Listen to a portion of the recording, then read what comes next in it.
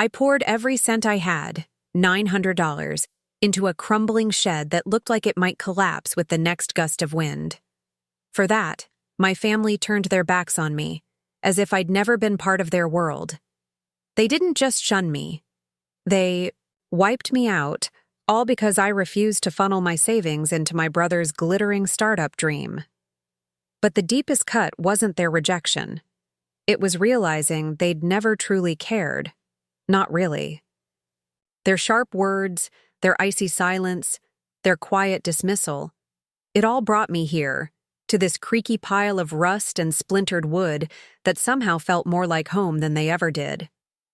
I can still picture standing in front of that shed, the wind slipping through its broken slats, tugging at my frayed sweater like it was begging me to leave. The ground was heavy with mud, and the air carried the scent of wet earth and faint hope.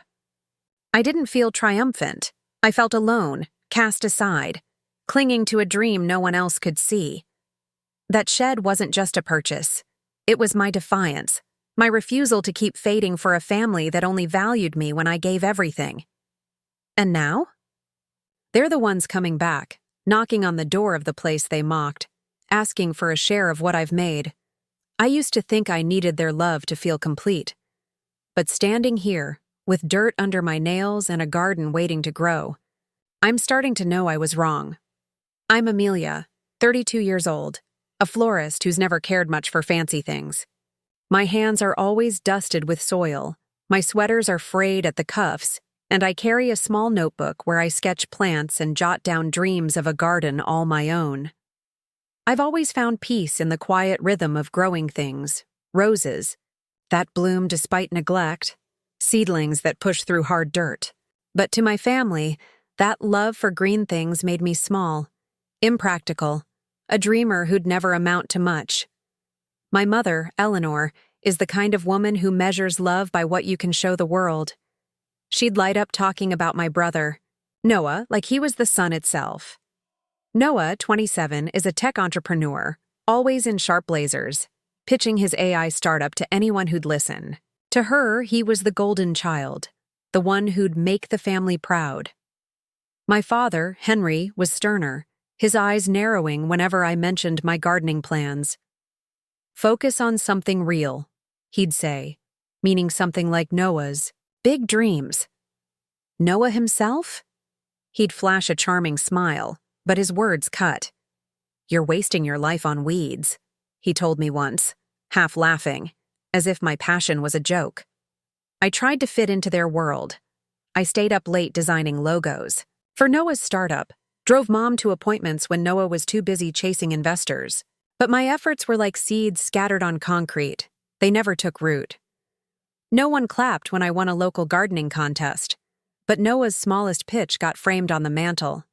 That $900 shed was my breaking point, my chance to plant something, for myself. They called it a mistake.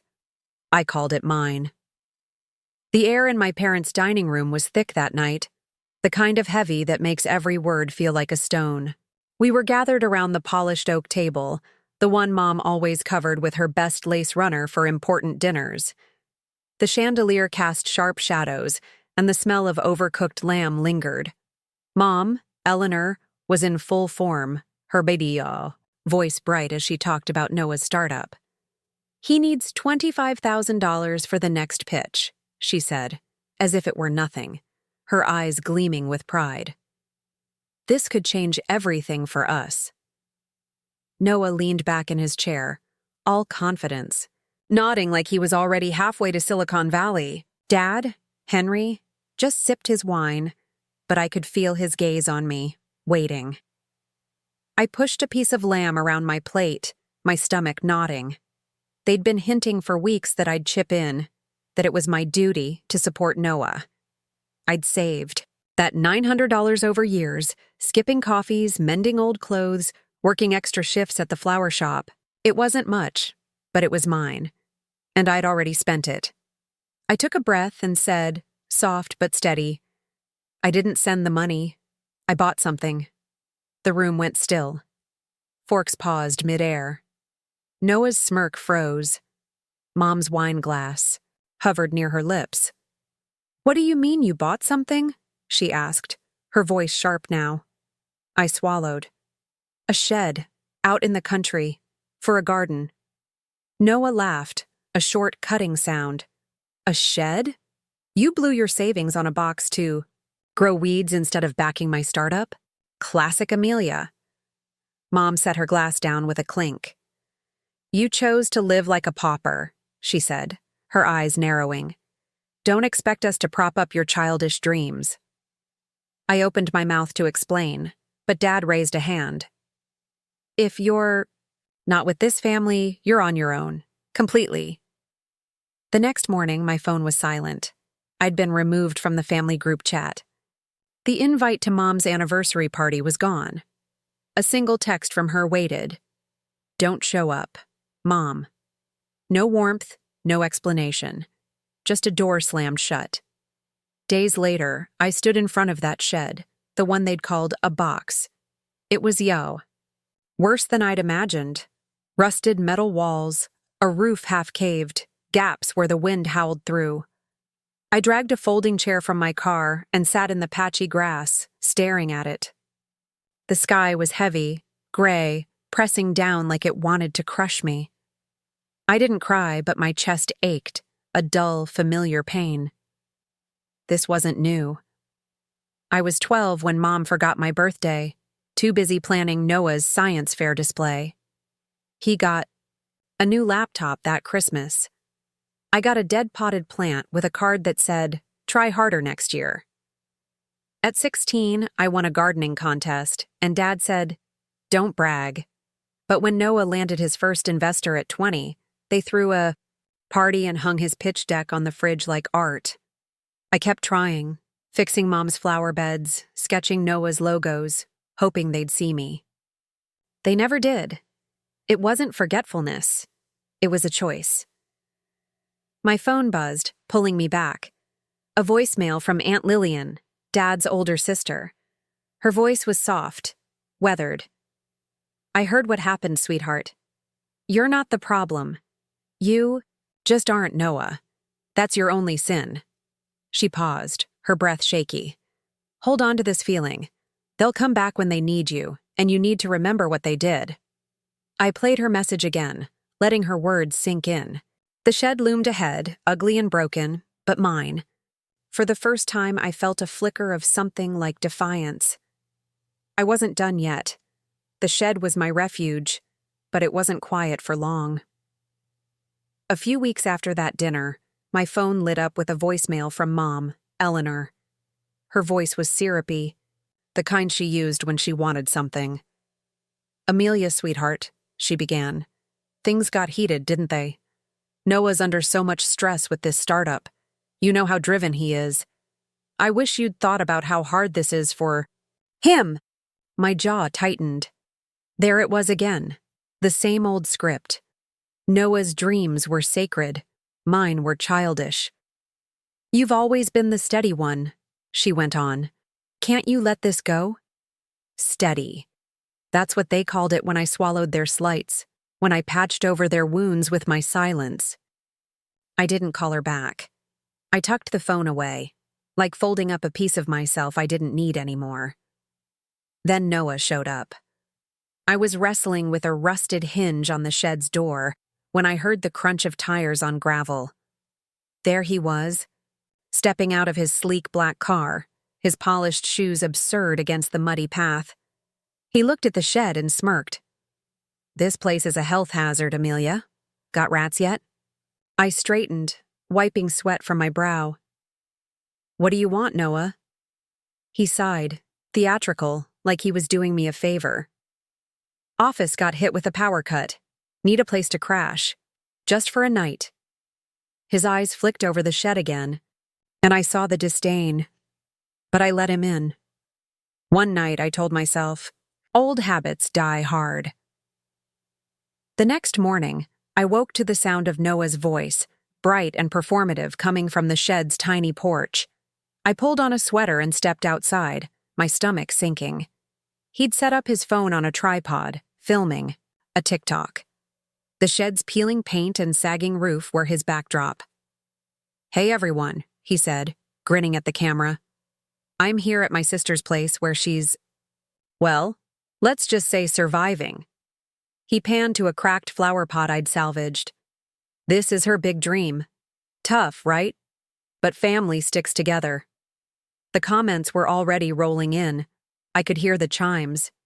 Is that a shack? She needs help.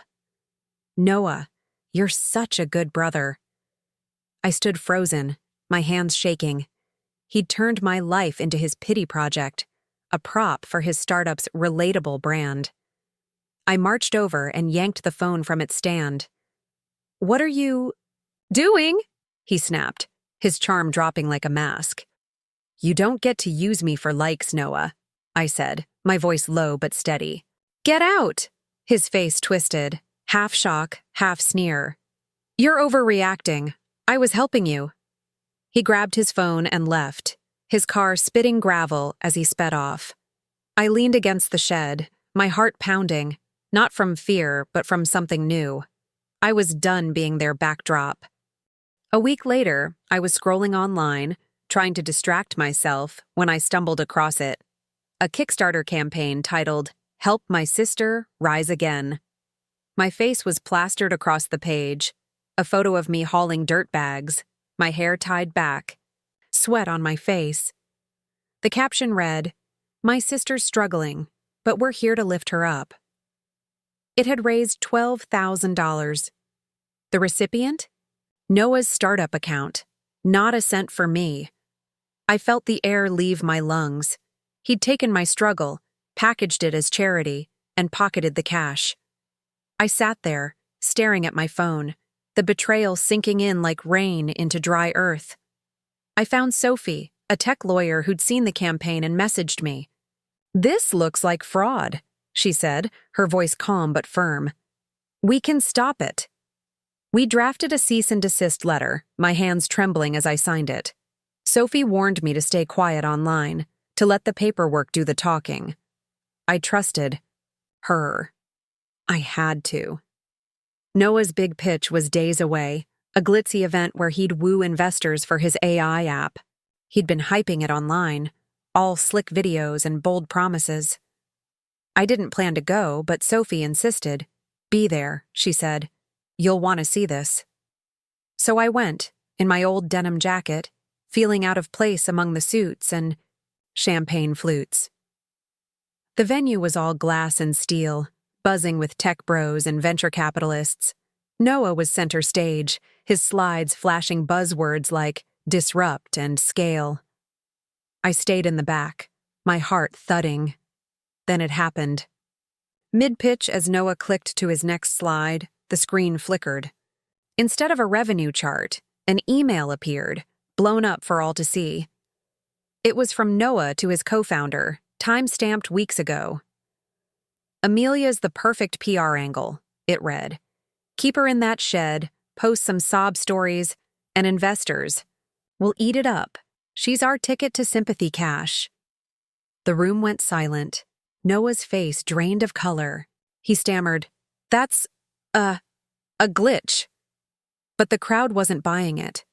Phones were out, cameras flashing, whispers rippling. Hashtag Sark Noah scam was trending before he could unplug the projector. I stood there, my breath shallow, as the weight of it hit me. He hadn't just used me, he'd planned it, every step. The email wasn't a mistake. It was his truth, laid bare. Noah tried to laugh it off, but his voice cracked. The investors turned away, their faces hard. I didn't move. I didn't need to. The silence was louder than any words I could have said. Then Aunt Lillian took the stage. She'd been invited to speak about Noah's family values, a prop for his image. But she didn't follow the script. Her steps were slow, deliberate, her gray hair catching the light. She looked out at the crowd, her voice steady. I was supposed to talk about pride tonight, she said, but I'm here for Amelia, the one this family buried while they chased glory. She paused, her eyes finding mine. She's the one who deserves to be seen. The room held its breath. Lillian stepped down and crossed the floor to me, pulling me into a hug so fierce it felt like coming home. Flashes popped around us, but I barely noticed. For the first time, I wasn't invisible. Noah's heels clicked as he fled the stage, his pitch in ruins. I didn't watch him go. I just held on to Lillian, feeling the warmth of her arms, the kind of love I'd stopped expecting. The crowd murmured, some clapping, some staring, but it didn't matter. Something had shifted. I wasn't the one who had to hide anymore. The morning light spilled through the shed's patched windows, soft and golden, painting the rough wooden floor with warmth. I stood in the doorway, a chipped mug of tea in my hands, watching the first blooms of my garden unfurl. The shed wasn't a heap of rust anymore. I'd hammered new boards into the walls, sealed the leaks, and turned the patchy ground outside into rows of lavender, daisies, and herb seedlings. It wasn't perfect, but it was alive, growing, mine. The air smelled of fresh soil and mint, a far cry from the damp rot that greeted me months ago. I sipped my tea, letting the quiet settle around me like a blanket. The neighborhood had become my anchor. On weekends, kids from down the road would run over, clutching sticks of chalk, scribbling messages on the path to my shed. "Bloom where you're planted," one wrote, the letters wobbly but bright. Another drew a clumsy sunflower, its petals sprawling across the gravel. I'd set out a tray of lemonade and cookies, and we'd laugh as they told me about their school projects or their own tiny gardens. The old couple next door helped me haul compost, sharing tips about pruning roses. For the first time, I felt like I belonged. Not because I'd earned it, but because I was enough. My phone buzzed one afternoon as I was tying up tomato vines. A text from Noah. "Things are rough," it read. "Can I stay with you? Just till I sort it out?" No apology, no mention of the pitch, the email, the $12,000 he'd siphoned off in my name, just the same old expectation that I'd open my door, hand over what little I'd built. I stared at the screen, the words blurring. A year ago, I might have said yes, desperate for a scrap of their love. But not now. I typed back, my fingers steady. "This place isn't for lies anymore. I wish you peace." I hit send and set the phone down, the weight of it gone. Inside the shed, above the rickety table where I kept my gardening tools, I'd hung a small frame. It held a faded photo from when I was 9, standing proud at a school gardening fair. A ribbon pinned to my shirt. In the background, Aunt Lillian was there, her hands clasped, beaming like I'd won the world. Beneath the photo, in her neat handwriting, were the words, "You are a whole garden, Lillian." I touched the frame, a lump rising in my throat, but it wasn't sadness. It was gratitude, the kind that roots deep and doesn't let go. Lillian's hug at that pitch, her voice calling me out of the shadows, had given me something my family never could: the courage to see myself. Noah's startup crumbled in the weeks that followed. Investors pulled out, the Noah scam hashtag lingered, and his name faded from the tech blogs. Mom and Dad didn't call. I didn't expect them to. Their silence used to cut me open, but now it was just noise I didn't need. I'd spent so long trying to fit into their world, shrinking myself to make room for Noah's light, believing their love was something I had to earn. I was wrong. Love doesn't come with a ledger, and family isn't a contract you sign with your worth. That shed, the one they called a mistake, became my foundation. Every nail I drove into its walls, every seed I planted in its soil, was a step toward the person I'd always been but never dared to claim. I wasn't just surviving anymore. I was growing, blooming in a place I'd made my own. Sometimes the hardest thing isn't leaving the people who hurt you. It's realizing you don't need their permission to thrive. I used to think a garden needed perfect conditions to flourish, but standing here, surrounded by my imperfect rows of flowers, I know better. You can bloom anywhere, as long as you choose yourself.